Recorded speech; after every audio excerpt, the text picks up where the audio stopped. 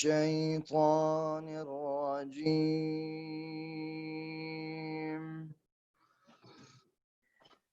بسم الله الرحمن الرحيم.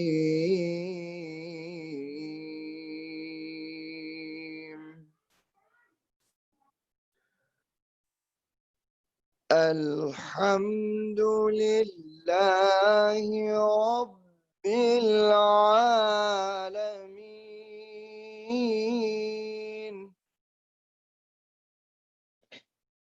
الرحمن الرحيم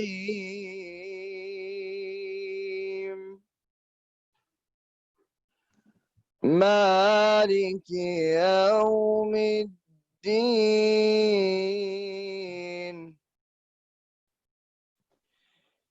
إياك نعبد وإياك نستعين.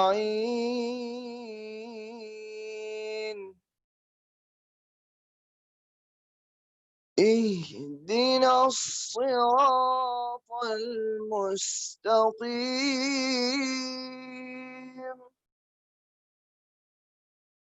صراط الذين أنعمت عليهم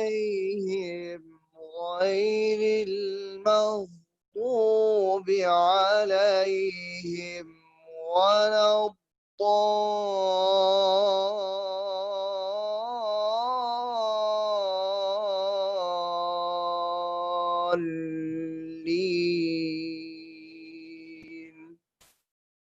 آمين. بسم الله الرحمن الرحيم.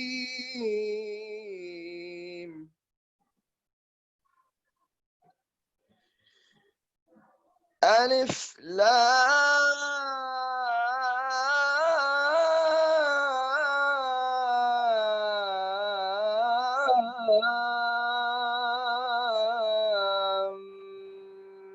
ميم.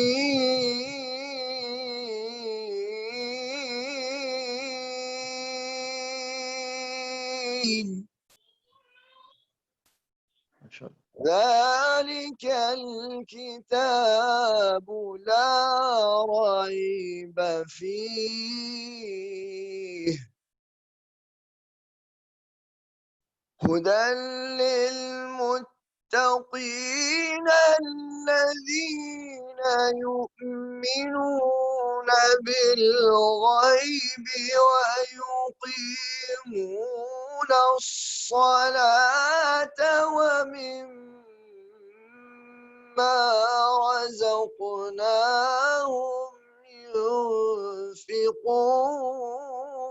ينفقون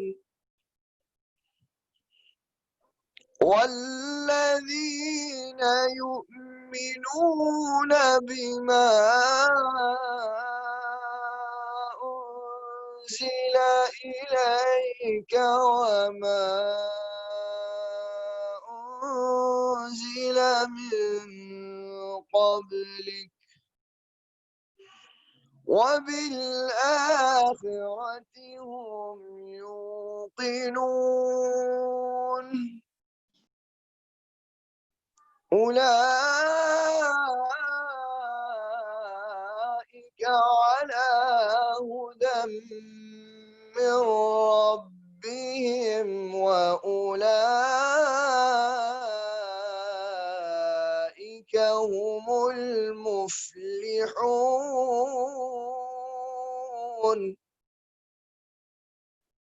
إن الذين كفروا سواء عليهم أأنذرتهم أم لم تنذرهم لا يؤمنون. ختم الله على قلوبهم وعلى سمعهم وعلى أبصارهم غشاوة ولهم عذاب عظيم صدق الله مولانا العظيم وبلغ رسوله النبي الكريم صلى الله عليه وسلم. MashaAllah, Subhanallah. So, Jazakallah khair. Yes. So, inshallah, today we are starting the dars of Tafseer-e-Siddiqui. And the first chapter in the Tafseer-e-Siddiqui is the Muqaddama, or the preference of that, and in which Maulana Sahib is highlighting all the people who were inspired by this holy book Quran, and all the people who have contributed to the service of Quran. And the Muqaddama itself, like I will try to make it such that, I will read it off, which is in Urdu, and try to translate in the English. And I will try to make it that, if you have a copy of Tafseer-e-Siddiq, that will be very helpful.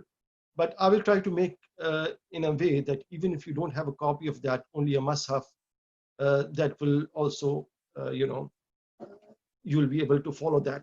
So in Muqaddama, the first thing he's talking about all the people who have contributed to Quran. And he said that,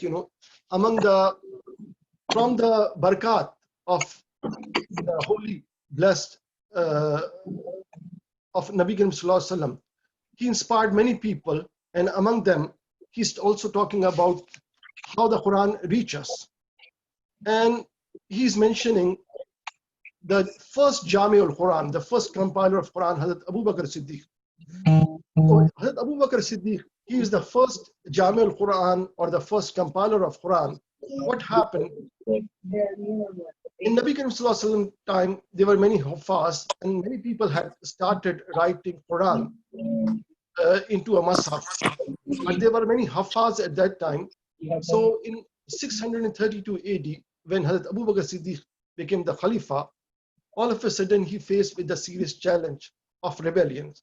Like almost all the tribes who have swear allegiance to the Islamic state of Medina, they had rebelled, except 3 tribes, which was Quraysh, Saqif, and Ansar.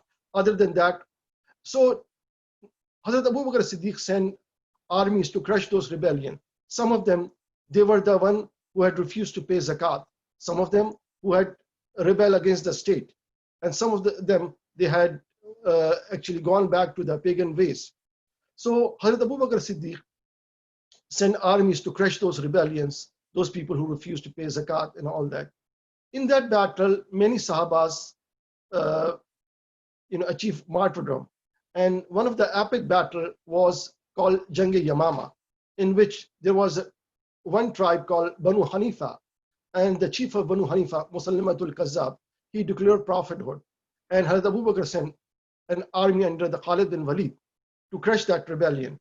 And that was an epic battle in which many Sahabas died, but Musallimatul Kazzab also died in that.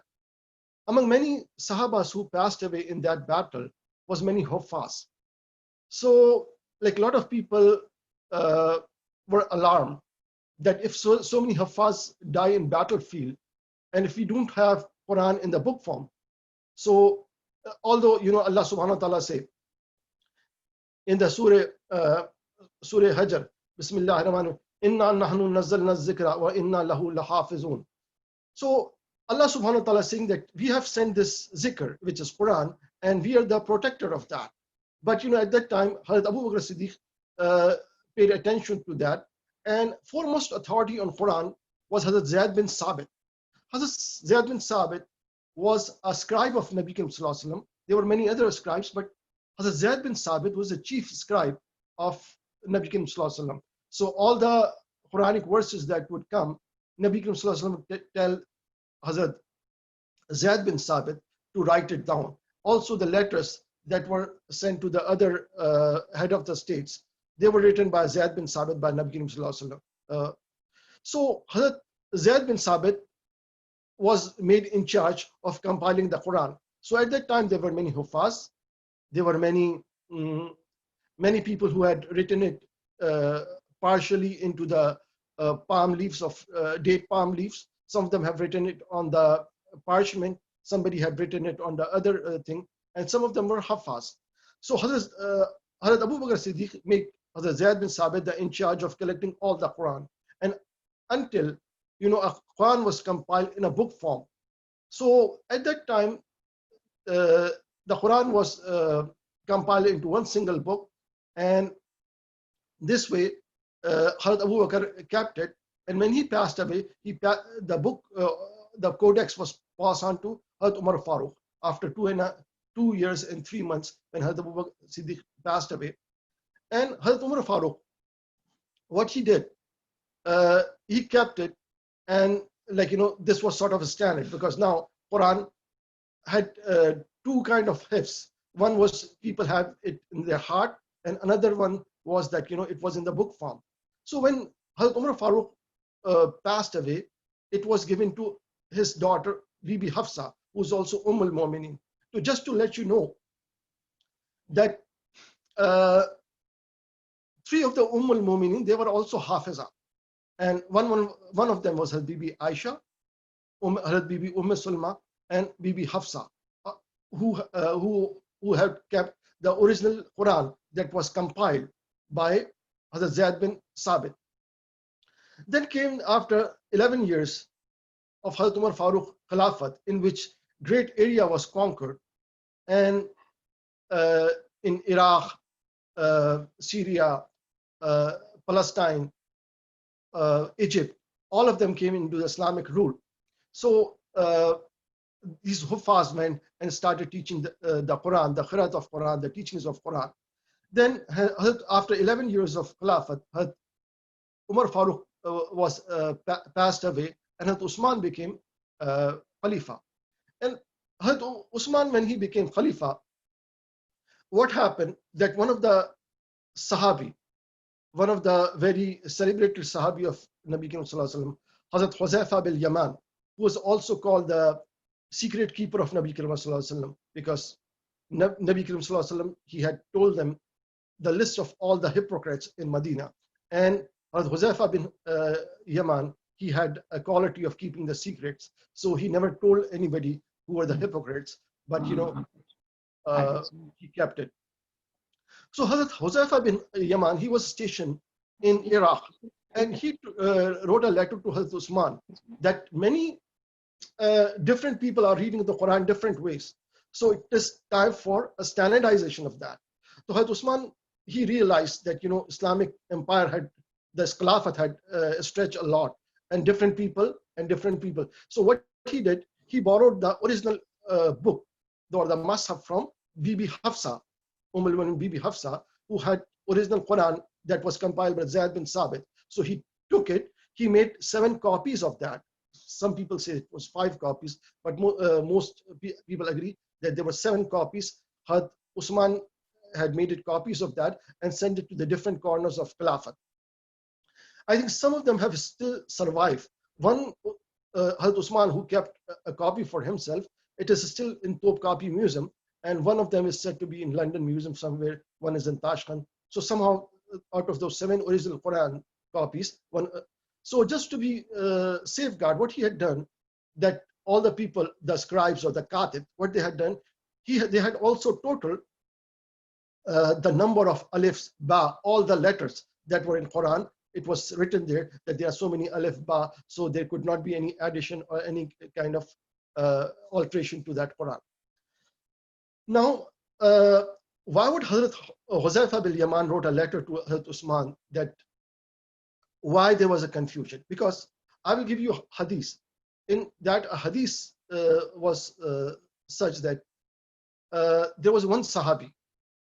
He was reading Surah Furqan, and that Sahabi was the son of Hakim bin Hazam. His name was Hisham bin Hakim bin Hazam, and he was reading Surah Furqan. So Umar Farooq passed by, and what he noticed, that he was reading the Surah Furqan in a different way than what Nabi Karim Sallallahu Alaihi Wasallam taught. So, but since he was reading namaz, so he waited. And when Hisham bin Hazam, when he finished his namaz, so Hazrat Umar Farooq grabbed him by his cloak and took him to Nabi Karim Sallallahu Alaihi Wasallam and said that, he's reading Surah Furqan in a different manner than the way you taught us. So Nabi Karim Sallallahu Alaihi Wasallam told Hazrat Umar Farooq to let go of his clothes. And so he left him, and he told Hisham bin Hazam, Nabi Karim Sallallahu Alaihi Wasallam, that go recite Surah Furqan. So he recited. And he recited the same way he was reciting in the namaz, which was different from the prevalent way or the common way. So Nabi Karim Sallallahu Alaihi Wasallam say that he approved of that Qiraat recitation. He says that, Quran has been descended in the 7 ahraf, or means 7 dialects. So there were 7 dialects. So 7 could not mean that in the Arabic, 7 doesn't mean 7, the number 7. It could mean many different ways. So now there are 10 established way of qiraats that are done. So the most common was the Quraysh, because when Nabi Karim Sallallahu Alaihi Wasallam came to Medina, so all the Ansars who accepted Islam and all the Muhajirs who came from Quraysh and other tribes, their recitation was same. But what happened, since there were many different dialects. I will give you an example of that. We read Surah Fatiha in Hafs language, which was the language of Quraysh. So Bismillahir Rahmanir Rahim, Alhamdulillahi Rabbil Alameen, Ar-Rahmanir Rahim, Maliki Yawmiddin, Iyyaka na'budu wa iyyaka nasta'in. But in Warsh, which is a Qiraat style or the dialect other than Quraysh, that is now practiced mostly in the North Africa, they use, instead of Malik, they use the word Maliki Yawmiddin. Why is that? Because it's a different dialect. But Maulana Sahib in his Muqaddamah, he's saying that this would not change the meaning of the word. So letter could be pronounced little, a word can be pronounced different, but the meaning would not change. Malik and Malik. Maliki Yawmiddin, you say it, or Maliki Yawmiddin. If you say in Hafs, you'll say Maliki Yawmiddin. And in Warsh, if you say, you'll call it Maliki Yawmiddin. But the meaning is the same, which is mean the king, or the lord, or the owner. So that's the meaning of that. So now what happened, that when this Quran was Usman time, it was in the Hafs, or the language of Quraysh. It was a thing. But there were many other people who had partial Qurans. So Hazrat Abdullah bin Masud, the famous scribe, as I said, the chief scribe was Hazrat Zaid bin Sabit. But Hazrat Abdullah bin Masud was also one of the scribe. Hazrat Ali was also one of the scribe. And this Muqaddamah is mentioning some other names as well. So Hazrat Abdullah bin Masud also had a Mus'haf in which 70 surahs were written. And now Hafs, like on this page 28, just like in Tasawwuf, we have the Ijaza. There are many different people who say that they are Chishtiya order, they are Qadiya order, they are Suharwardi order, but they have to have a tree or shijra that trace all the way to Nabi Karim Sallallahu Alaihi Wasallam. So same goes with Qiraat. In Qiraat, there are people who are the follower of Qalun Qiraat order. There are people who are Warsh order. They are one with the Dori order. One with mostly, that I think the most prevalent, the most common is Hafs. And they have to have a chain of Taruq that goes all the way to Nabi Karim Sallallahu Alaihi Wasallam. So that was different. So now still there are 10 Imams of Qiraat. And this is one of the ijaz, or this is one of the miracle of Quran, that out of the 10, just like in for the Imam of Mazahib, that Imam Malik, Imam Shafi, Imam Hanbal, Imam Abu Hanifa, there are 4 Imams. So in Qiraat there are 10 Imams. And this is the miracle of Quran, that out of 10, 6 of them were Ajami. They were actually Persian or non-Arab. So this is a miracle that even non-Arab, they could master and could reach the level of Imam. So now I'll read a little bit more, and this one it's talking about Asim Kufi and his two of his students, Shoba and Hafs. So Hafs, as I said, Hafs is the most common way of recitation. Hafs was actually the son-in-law and also the student, of. He was the one he had learned, and he was the Asim Kufi was the teacher, and Shoba and Hafs was their student. Now there's a Shaba style of recitation and Hafs style. And Hafs, as I said, he was also the son-in-law of Asim Kufi. Now, in different time, it is possible that, what was the routine of Nabi Karim Sallallahu Alaihi Wasallam, that in every Ramadan, he would recite the whole Quran to Jibreel Amin. So Jibreel Amin will come, how the revelation will come to Nabi Karim Sallallahu Alaihi Wasallam. One form was through, it seems that, bell was ringing, and it will come to Nabi Karim Sallallahu Alaihi Wasallam, and whatever the revelation was, Nabi Karim Sallallahu Alaihi Wasallam would memorize it. This was one form, and it was very hard on them. That Bibi Aisha, she said that, when I see Nabi Karim Sallallahu Alaihi Wasallam after revelation, even in the cold days, you will see that the blessed forehead of Nabi Karim Sallallahu Alaihi Wasallam was all wet with the precipitation of, such was the hard on that. And another thing, another way of revelation was Jibreel Amin will come in the form of human, and he will teach him some ayats or some portion of Quran, and Nabi Karim Sallallahu Alaihi Wasallam will memorize that. So after that, he will Nabi Karim Sallallahu Alaihi Wasallam will tell that to their scribes. So every Ramadan, Nabi Karim Sallallahu Alaihi Wasallam will recite the whole Quran to Jibreel Amin. And Jibreel Amin, because they say that through the 7 ahraf, the Quran had come. 7 could mean the many different dialects. So Jibreel would have recited these ayahs in different dialects. But all of them were approved by Nabi Sallallahu Alaihi Wasallam, and all of them are proven by the chains of the narrations. So in the last year of Nabi Sallallahu Alaihi Wasallam's blessed life, he recited the whole Quran 2 times to Jibreel Amin. That was the last year of his life. And now we will go forward with Surah Fatiha and its tafsir, because what Maulana Sahab has described in the detail, we will slowly address that, all the key points that are given in this. So today we recite with Surah Fatiha. أعوذ بالله من الشيطان الرجيم بسم الله الرحمن الرحيم الحمد لله رب العالمين الرحمن الرحيم مالك يوم الدين إياك نعبد وإياك نستعين اهدنا الصراط المستقيم صراط الذين أنعمت عليهم غير المغضوب عليهم ولا الضالين. So we will first try to read all the words, and then we'll go with the explanation and all that. Bismillahir Rahmanir Rahim. Start with Be. In start Bismillah, B means with. In English, B, it can have many different meanings, but here it's with. Be is means the name. Bismillahir Rahmanir Rahim. So be with is the name. Allah is the name of our creator, Allah, Ar-Rahman Ar-Rahim. So Allah subhanahu wa ta'ala's 2 names are given, Ar-Rahman Ar-Rahim. Alhamdulillahi Rabbil Alameen. Al means, this is in Arabic there are some compound words. So in which, just like we read it, Bismillahir Rahmanir Rahim. So Ism and B has been combined into one word. B means with, and Ism means the name. So Bismi means with the name of Allah. So similarly, Alhamdulillah. So Al has been added. Al could mean many things, and here Al means all.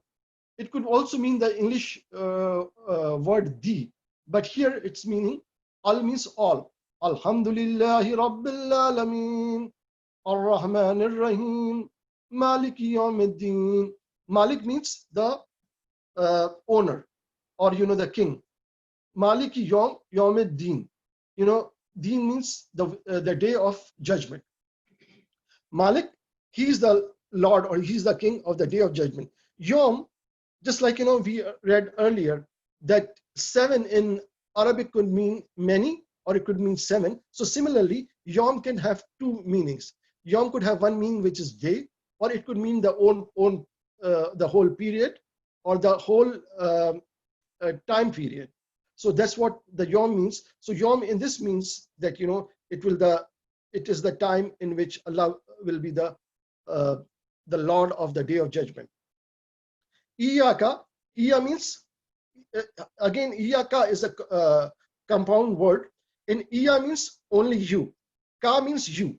Ka is the word that you'll always find in the compound words, that Ka means yours. So Iyaka means only you. Nabudu, we worship you. Wa, and. So wa again can have different meanings, just like al can have different meanings. It can mean all, it can mean the. So wa can have mean by. When we read some surahs, what duha, what teen, what zaytun. So that means by. Allah is swearing by those things. So, but here it means and. Iyaka nabudu, only we worship you. Wa, and. Iyaka. Iya means again, only you. Nastain, we seek your help. So this is, we will talk first a little bit about the different words in that Allah is the, Allah is the name of, just like, to understand what is that, there are 99 names of Allah subhanahu wa ta'ala, and Allah is the name of the person, like Zat. So Allah's name is Allah, and all the other ones in which he's Rahman, he's Rahim, he's Malik. So these are all the attributes of that. So, you call a person, if you want to understand that in our daily life, there's a person, his name is Zaid. So he could be generous, he could be kind and all that. So his kindness, he's a hospitable and all that, these are all his attributes, but his name would be Zaid. So Allah subhanahu wa ta'ala, who's our creator, his name is Allah, but all the 99 names are his attributes. And in this one, Bismillahir Rahmanir Rahim, Rahman and Rahim, they are the two qualities of Allah subhanahu wa ta'ala Allah is describing it, is Rahman. And the Sufi scholars have said, Rahman means to have mercy on his creation in general. So all of them, all the creation of Allah subhanahu wa ta'ala, regardless of religion or who they are under Rahman. And as this is also mentioned in Surah Rahman, Allah subhanahu wa ta'ala is describing all his blessings on the entire humanity rather than just one Muslims or anybody. Rahim is different. Rahim is subject to your iman and your good deeds. And just like Rahmaniyat is more manifested in this world, we see that people who are not Muslims, but Allah subhanahu wa ta'ala has blessed them with a lot of money, a lot of intelligence, a lot of technology. The nations or the people, they are under the Rahmaniyat, because Allah ta'ala is merciful in general without any discrimination. He's merciful, so he doesn't discriminate. Allah subhanahu wa ta'ala, when he provided the bounties of this earth, he's non-discriminatory Rahman, which is he provides to everybody. But Rahimiyat is only exclusive to the people who have accepted Iman, have done good deeds, and the reward of that will be in the day of judgment, not in this world. So these were the so whole Surah Fatiha, just like when you start a book, you have a condensed teachings, and you say that what will be described in the Quran, it is given in that. So these are the 7 ayahs of Surah Fatiha. But all of the Quran has been condensed in it. It's a brief or the condensed version of the whole Quran. Whatever is the Quran, it is in the condensed form in the Surah Fatiha. Because if you look at the first ayah, Bismillahir Rahmanir Rahim, in this Allah subhanahu wa ta'ala is mentioning his name and 2 of his attributes, Rahman, Rahim. So in the whole book of Quran, you will see that Allah subhanahu wa ta'ala is addressing the entire humanity. That, oh, you humanity, remember my blessings, remember my bounties.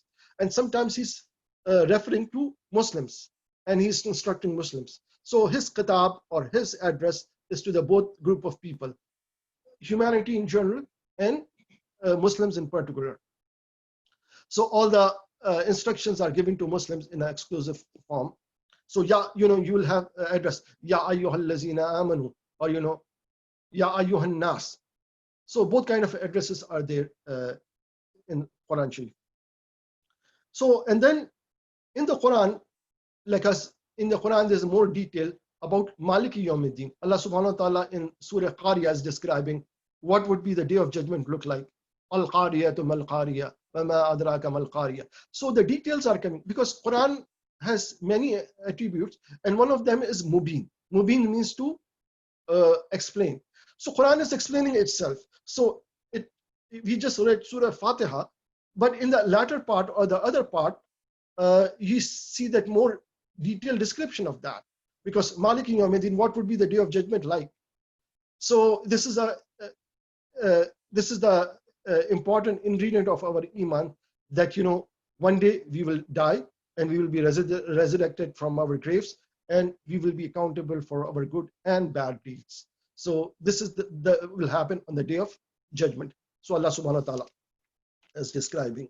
So, and then there's a dua. Ihdina as-siratal mustaqim, siratal lazina an'amta alayhim. So again, you'll see that more explained. Ihdina as-siratal. So this is what are those? These are the duas. So in Quran, mention what duas is not mentioned. All the prophets who have made the dua of Hazrat Adam alayhi salam, dua of Hazrat Ibrahim alayhi salam, of Isa alayhi salam, all the duas are mentioned in that. So this portion which says, Iyyaka na'budu wa iyyaka nasta'in. Iyyaka na'budu, only we. So Allah subhanahu wa ta'ala is describing the way to serve him, because we in the human capacity would not know what are the likes, what are the dislikes of Allah subhanahu wa ta'ala. So we are being humble, and then we are asking Allah subhanahu wa ta'ala to guide us to the right path.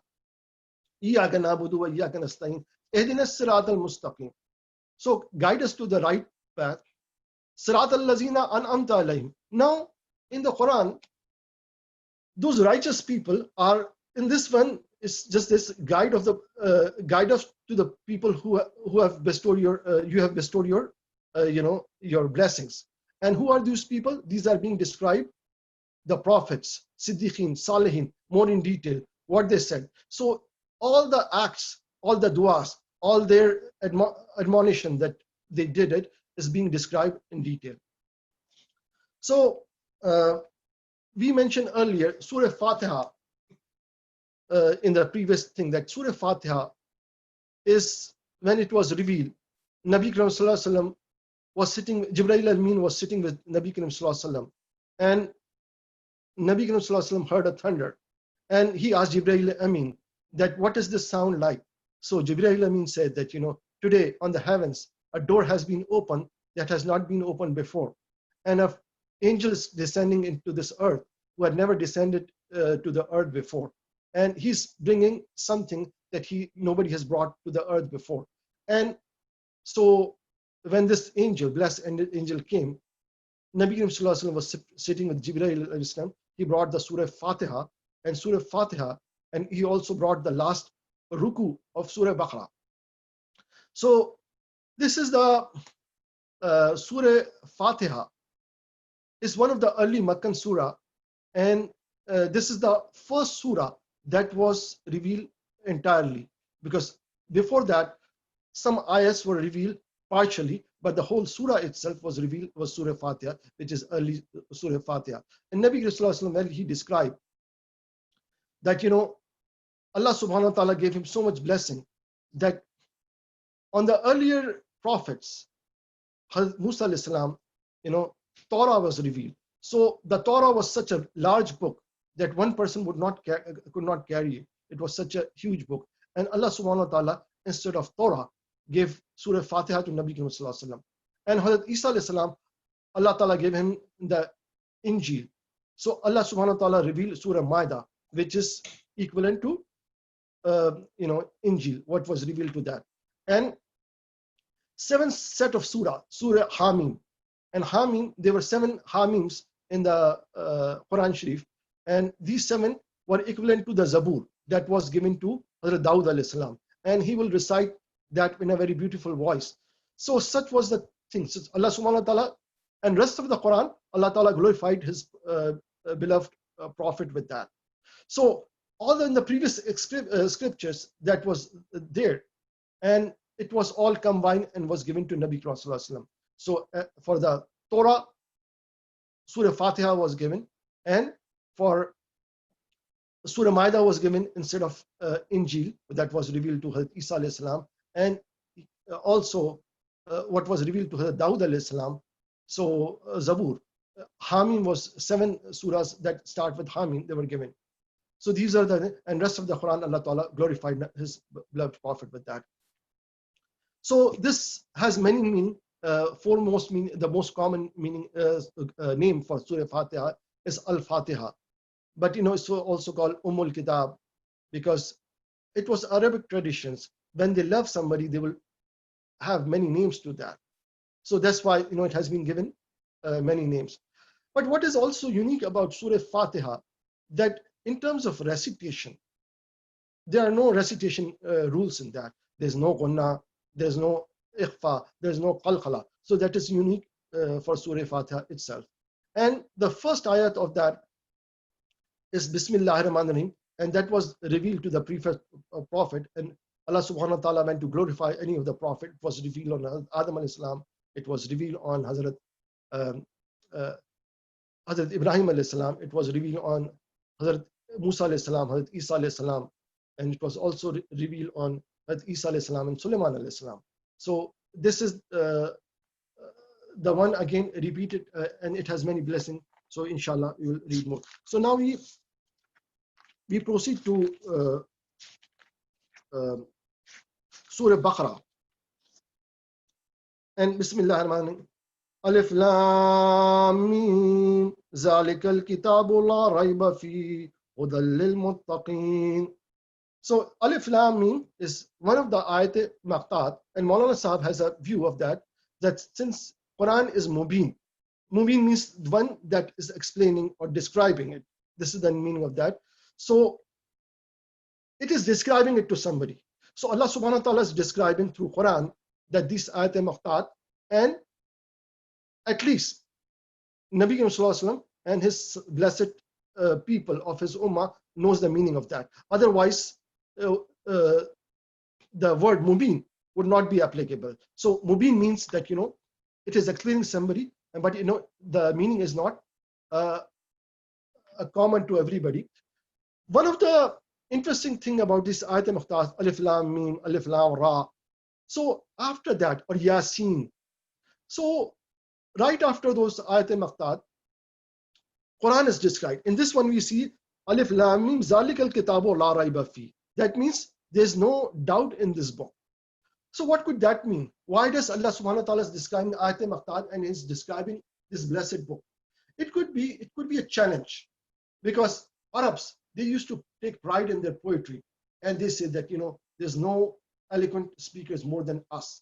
We are the one in today's language, what we can call them was the eloquent speakers or motivational speakers. Nobody can match their oratory skills, although nobody can match their poetry skills. So Allah subhanahu wa ta'ala, it could be, it's not written there, but Alif Lam Mim can say that Allah subhanahu wa ta'ala has made from the same letters that you use in the Arabic. But it's a challenge. Okay, we use the same letters to reveal this Quran. Can you do a match for that? So Allah subhanahu wa ta'ala, in Surah Baqarah, as we read it, وَإِن كُنْتُمْ رَيْبٍ مِّمَّا نَزَّلْنَا عَلَىٰ عَبْدِنَا فَأْتُوا بِسُورَةٍ مِّن مِّثْلِهِ وَادْعُوا شُهَدَاءَكُم مِّن دُونِ اللَّهِ إِن كُنْتُمْ صَادِقِينَ. So if you have any doubt that this book is not from Allah subhanahu wa ta'ala, bring a surat like this, bring a verse like this, and call all your helpers except Allah, and come up with that. So it's an open challenge to all the poets, all the eloquent speakers of Arabia, or anybody, that nobody has been able to, a lot of people try to refute Quran, but nobody has come up with a better literary example than Quran. So that could be, Allah knows the best, but some of the scholars have pointed that since after Alif Lam Mim or Yasin, all those items of that Quran is mentioned. So it could be a challenge. فيه هدى للمتقين الذين يؤمنون بالغيب ويقيمون الصلاة ومما رزقناهم ينفقون. So this is the opening part of the Quran, and in which Allah subhanahu wa ta'ala is describing that this book, first of all, there's no doubt in that book. And second thing is that who does it guide to? He guides it to muttaqin. So all the people, righteous people who are looking for the truth, they will understand it. Just like it was the case of Hazrat Umar Farooq. When Hazrat Umar Farooq, somebody told him that, you know, your sister has secretly accepted Islam. So he went to his sister's house and they were reading Quran. So they hid the Quran, and when Umar Farooq entered it and he said, what you were reading, show it to me. So Hazrat Umar Farooq, you know, sister, she said, no, you're not clean, you cannot read those things. So he took a shower in the house of his sister, and then his sister Fatima gave him Quran to read. And when he read it, when he read the first ayat, he said that, of course, this is not the kalam of any human, and he accepted Islam. So all the people who are righteous people, Allah guide them to the thing. And now it's also Allazina yuminuna bil ghaib. So now it's saying that Allazina yuminuna bil ghaib. So now our iman is being described. What is our iman?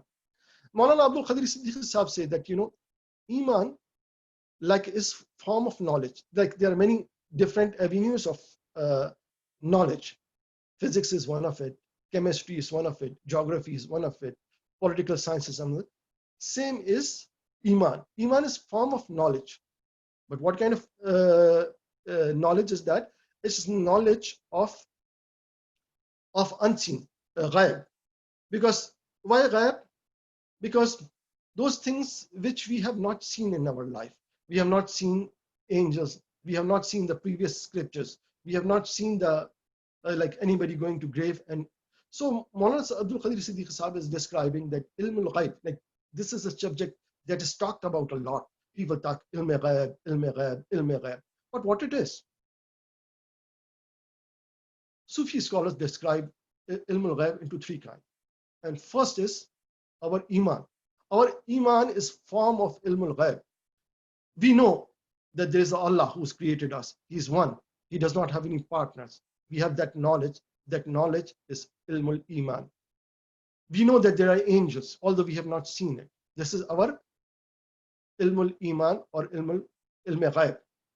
And another one is, you know, our resurrection. Like we have not seen anybody who going to gone to grave and got back, but we believe that.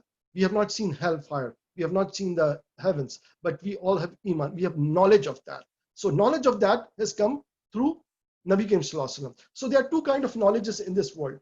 First thing, we what we call science, and we discovered that with our five senses, through sense of touch, the sense of smell, sense of sight, sense of hearing, and we analyze it. That, and that's how we gain the knowledge. But our five senses are very limited. So our knowledge that are required with these five senses is again very limited. But Allah subhanahu wa ta'ala, He's knowing all, He's seeing all, He's hearing all, so He's knowledge of everything. So Allah subhanahu wa ta'ala has sent this knowledge through His prophets, and this is called ilmul iman. And this is first form of ilmul ghaib, in which this is ilmul ghaibul iman. So that's how we know. Opposite to that is kufr, the people who deny that, okay, we have never seen in heaven, why would you believe it? We have never seen hellfire or heaven, why would you believe it? So in the day of judgment, they will see that with their own eyes, but that will not be called iman, because they are seeing it with their own eyes, their own hearing. But the iman is something ilmul ghaib, like, you know, so Allah subhanahu wa ta'ala has allazina yuminuna bil ghaibi wa yuqimuna as-salata, and those people who establish namaz. And those people, allazina yuminuna bil ghaibi wa yuqimuna as-salata wa mimma razaqnahum yunfiqun, and those people who spend from what Allah has given them. So it could mean many things. It could mean the money, it can mean the time, or just like you, Allah subhanahu wa ta'ala has given you time you are coming and trying to understand and learn Quran. So you are spending time. So time is also money. So you are spending, or if you have any special talents, you are doing it for the betterment of other people. This is also yunfiqun. So zalika means this is the zalika or tilka. These are the two words. These are the one use it to point out something.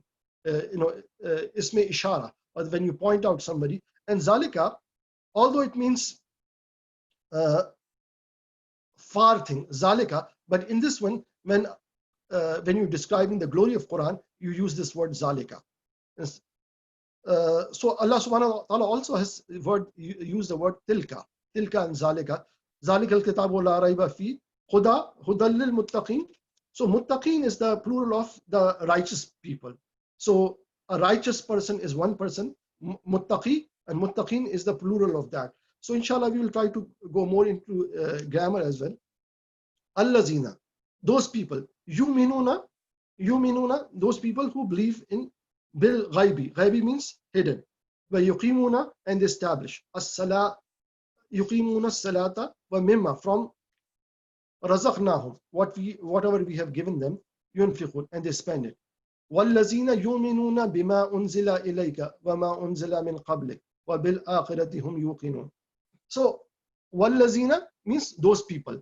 يُؤْمِنُونَ, they believe in bima, on. Bima means on. Unzila, that was revealed.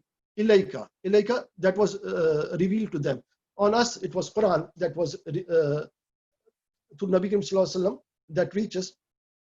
Wama unzila min qablik, and those are the scriptures that were revealed on the previous prophet, and they also believe in that. So it is part of our iman that not only we believe in Quran, but we also believe in the previous scriptures, which is Injil, which is Torah, which is also Zabur. And Allah subhanahu wa ta'ala again has given equal to that in this Quran itself, but we also believe in the previous. وَبِالْ آخِرَةِ هُمْ يُوقِنُونَ, and they believe in the day of judgment. Bil akhiri means the one on the ulaika means all of them. Allah, on. Hudam min rabbihim, hudam means on the guidance. Min rabbihim, from the Lord. Min means from. Rabbihim, their Rabb. Again, rabbihim is a complex word, compound word. Rabb means our Lord or sustainer. And Maulana Abdul Siddiqi Saheb has described the Rabb, like Rabb means who take care of things. Alhamdulillahi Rabbil Alameen, that's what we say. Rabb could, among many meanings, could be slowly. It make the things. It make the person or anything reach its final destination. For example, a young child is born. He is small, and slowly he progresses. He is able to walk. So this is all among the Rabubiyyat. Allah subhanahu wa ta'ala is the Rabb. So slowly he increases his strength, he increases his knowledge, and in the youth he becomes it. So slowly, Allah subhanahu wa ta'ala. So Allah subhanahu wa ta'ala can say kun, and a young person can become an adult person. But it is the Rabubiyyat that when you sow a seed into the ground, slowly it come out of the ground and slowly. So Rabb has the many meanings, and one of them is slowly progressing something or somebody or a seed or a human. Ulaika ala hudam min rabbihim. Him means those people. Or Rabbihim, their Lord. Rabb means Rabb. Rabbihim, alayhim means them. Wa ulaika. Ulaika means a plural word. Wa means here again and. Wa ulaika. Ulaika, all of them. Hum, again as I said, those people. Just like we use it in Rabbihim, their Rabb or their Lord. Wa humul muflihun. Muflihun means those people who have received the salvation. So those are the people who have received the salvation. Inna means without doubt. Inna lazina, those people. Kafaru. Kafaru means those people who denied the truth. Sawaun, equal. Sawaun alayhim. Alay means is from the Allah. This is again a compound word. Allah means on. Alayhim,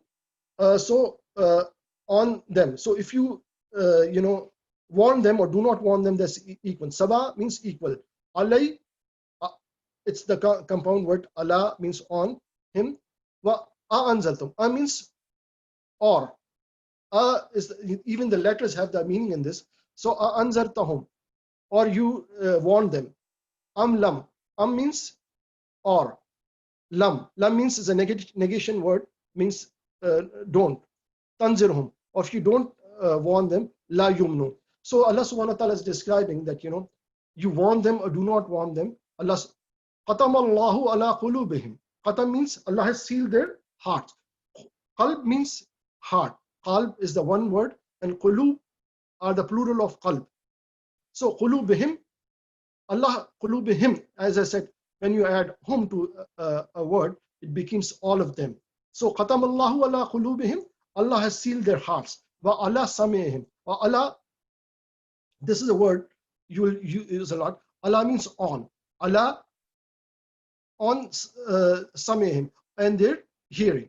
Samihim, some means their hearing. Samihim, their hearing. Wa ala, and Allah means on. Absarihim, on their sight.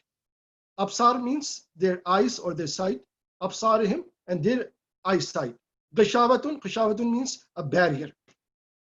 Wa and lahum. Lahum means la means toward or for them. Lahum, for them. And wa means or and walahum, for them. Azabun azim, a great tournament or great punishment. So this is the first ruku of we have done it, and what we had done, that key points what we had described. So although we had agreed that we will only be highlighting the key points or the teachings of tafsir, but I think it will be helpful if we start with a little bit of Arabic grammar one by one in a very small amount, so we can have a better understanding of that. And the first lesson for that, I will try to do that.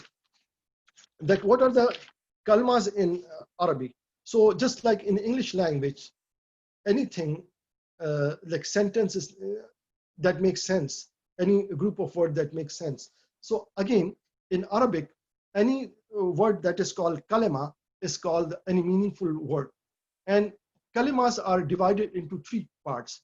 One is called ism, or the noun. It is ism is equal to the noun.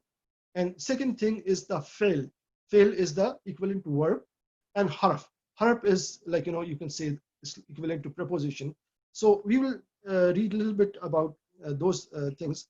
That fail, we will again describe it. These are described into the four different categories of fail. One is the past tense. It's called mazi. And another form of verb in Arabic is mazare, which is which is also combined two present tense and future tense into one. So it's called mazare. And another one is called the command, amar, and fourth one is nahi. So we will in the next session we will read more about it. So inshallah we'll leave it for now, and I will welcome any questions or comments if you can please add to that.